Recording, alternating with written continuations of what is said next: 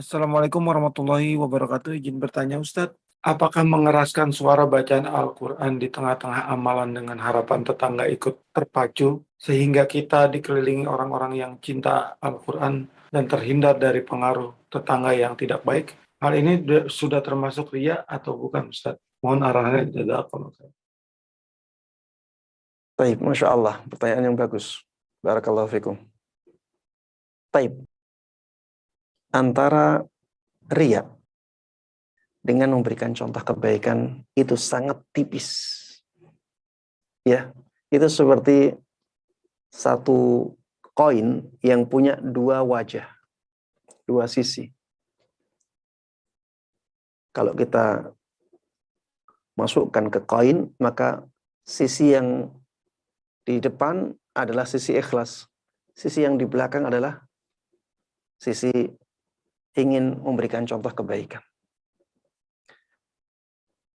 Tipis banget bedanya ya. Dan itu akan dinilai oleh Allah Subhanahu wa taala. Dan ini bisa jadi senjata untuk melawan riya. Ya, bisa jadi senjata untuk melawan riya. Innamal a'malu binniyah.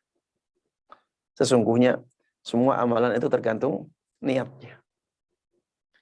Kalau kita melakukan suatu amalan ibadah, niatnya adalah untuk mengharapkan pujian dari orang lain, maka jadinya riya.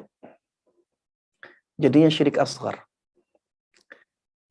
Tapi kalau kita melakukan suatu ibadah, tujuannya adalah agar ditiru oleh orang lain, maka jadinya amalan ibadah. Ini jadinya sunnah hasanah. Memberikan contoh kepada orang lain dengan contoh kebaikan.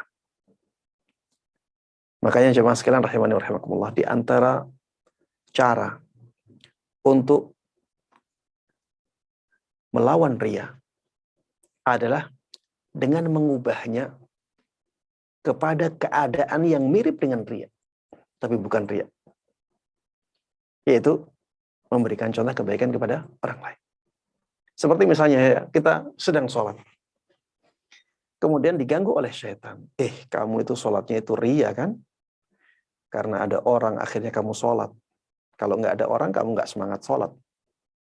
Syaitan berikan bisikan seperti itu. Lawan dengan mengatakan kepada dia, saya bukan sedang riya, tapi saya melakukan ibadah ini untuk memberikan contoh kebaikan agar orang-orang juga semangat untuk melakukan ibadah.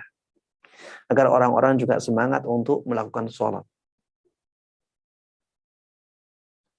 Kalau kita sudah ubah ya hati kita atau niat kita dengan seperti itu, maka itu sudah tidak jadi riya lagi.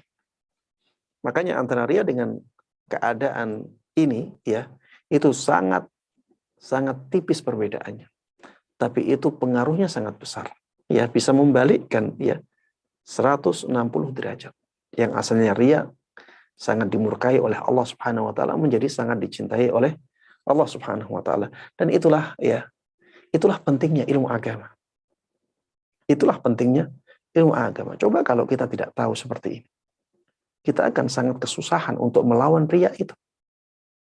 Tapi dengan adanya ilmu yang seperti ini, kita menjadi mudah untuk melawan riya. Ya, dengan kita mengubah niat untuk memberikan contoh kebaikan kepada orang lain. Masuk dalam hadis Nabi Muhammad SAW, man sanna fil islami sunnatan hasanah. Atau masuk dalam sabda Nabi kita Muhammad SAW, ad-dallu alal khairi kafa'ilih. Ya, orang yang menunjukkan kebaikan kepada orang lain itu seperti orang yang melakukannya. Ya, demikian wallahu a'lam.